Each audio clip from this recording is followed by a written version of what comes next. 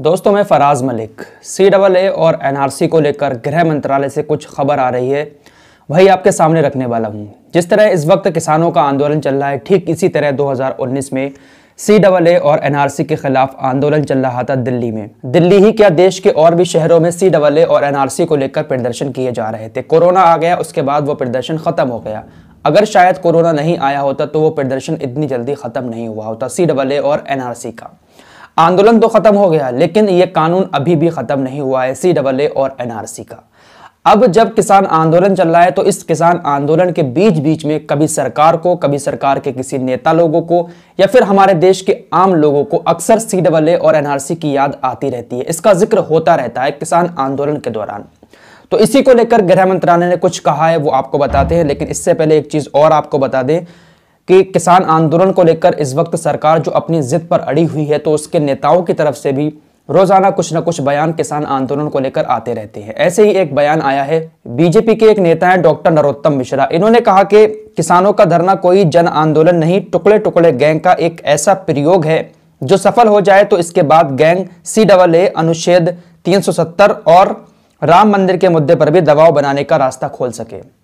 मतलब बीजेपी के नेताओं को यह लगता है कि ये जो किसान आंदोलन कर रहे हैं और इस पर सरकार अगर इनकी मांगों को पूरा करके इस कानून को वापस कर लेती है तो एक ये प्रयोग हो जाएगा हमारे देश के अंदर। अगर इस कानून को सरकार ने वापस कर लिया तो CAA वाले भी धरना प्रदर्शन करने बैठ जाएंगे, अपनी मांगों को पूरा कराने बैठ जाएंगे और राम मंदिर के खिलाफ भी लोग बैठ जाएंगे, क्योंकि सुप्रीम कोर्ट ने जो फैसला दिया है तो इनका कहना है कि उसके खिलाफ भी लोग प्रदर्शन करने लगेंगे।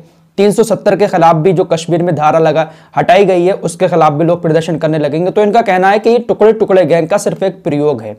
लेकिन कल जो एक पंचायत हुई थी उसमें लाखों की तादाद में लोग जो इकट्ठा हुए हैं, इतने लोग तो शायद नेताओं की रैली में भी नहीं होते हैं जितना राकेश टिकैत की उस रैली में आम लोग थे, आम जनता थी, आम किसान थे। तो क्या ये सारे लोग टुकड़े टुकड़े गैंग के हो गए? फिलहाल यही सब बयानबाजी नेताओं की तरफ से चल रही है। कांग्रेस बीजेपी के ऊपर आरोप लगा रही है और बीजेपी कांग्रेस के ऊपर आरोप लगा रही है। तो यही सब चल रहा है, लेकिन इसके बीच किसान अभी भी सड़कों पर रहने को मजबूर है और पता नहीं कब तक किसान सड़कों पर ऐसे ही पड़ा रहेगा। अब चलते हैं CAA और NRC की खबर पे। कानून तो बना दिया गया था 2019 में, लेकिन कानून के बनने के बाद कुछ नियम भी लागू किए जाते हैं कि इस कानून को किस तरीके से लागू किया जाएगा, उसके लिए कुछ नियम बनाए जाते हैं। तो अभी तक CAA और NRC को लेकर कोई नियम नहीं बने हैं। गृह मंत्रालय ने कल साफ कर दिया कि CAA तो लागू होगा जून तक, लेकिन NRC पर अभी कोई भी विचार नहीं है। NRC लागू करने का कोई भी मन नहीं है सरकार का पूरे देश के अंदर। असम में तो NRC को लागू किया गया था, लेकिन पूरे देश में NRC लागू करने के बारे में सरकार ने साफ इनकार कर दिया और कहा है कि ऐसा कोई भी विचार नहीं है पूरे देश में NRC लागू करने का। अब यहां पर आपको बता दें CAA और NRC है क्या। आप में से बहुत सारे लोग जानते होंगे, लेकिन कुछ लोग अभी शायद इस बात को भूल चुके हों। CAA के तहत जो विदेश से 2014 से पहले हमारे देश के अंदर लोग आए हैं, हिंदू, सिख, जैन, बौद्ध, हिंदू, सिख, जैन, बौद्ध, मुसलमान नहीं है इसमें। 2014 से पहले अगर इस धर्म के लोग हमारे देश के अंदर आए हैं तो CAA के तहत इन लोगों को हमारे देश के अंदर नागरिकता दी जाएगी।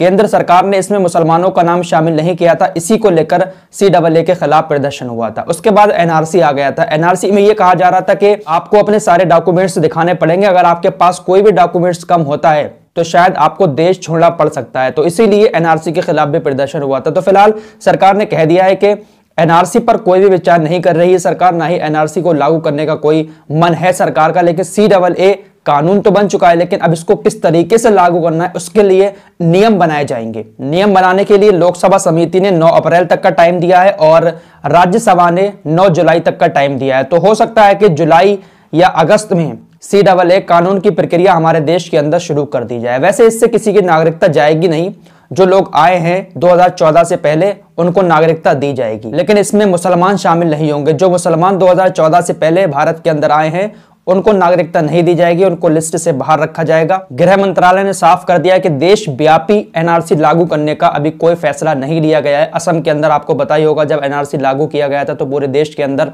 काफी बवाल भी हुआ था। तो फिलहाल अभी सरकार इस पर ठंडी है, लेकिन सरकार के कुछ नेता और कुछ भक्तगण हमेशा NRC का जिक्र करते रहते हैं। कल ही एक कमेंट आया था कि भाई तू अपने कागज तैयार रख, मतलब भक्तगण बिल्कुल ही पगला चुके हैं। सरकार कह रही है कि हम इस पर कोई विचार नहीं कर रहे हैं और शायद ये लागू भी ना हो एनआरसी, सीधा वाले लागू होगा, लेकिन भक्तगणों को तो ये समझ में आ गया है कि इससे मुसलमानों को बाहर भगाया जाएगा, तो शायद वो इसी चक्कर में बौखलाए हुए हैं। फिलहाल होने वाला कुछ नहीं है, किसी की कोई नागरिकता नहीं जाएगी। सीधा वाले के तहत जुलाई या अगस्त से नागरिकता देने का काम शुरू हो सकता है। तो आज के लिए इतना ही, मिलते हैं एक और नई रिपोर्ट के साथ, एक और नए मुद्दे के साथ। तब तक के लिए जय हिंद, जय भारत।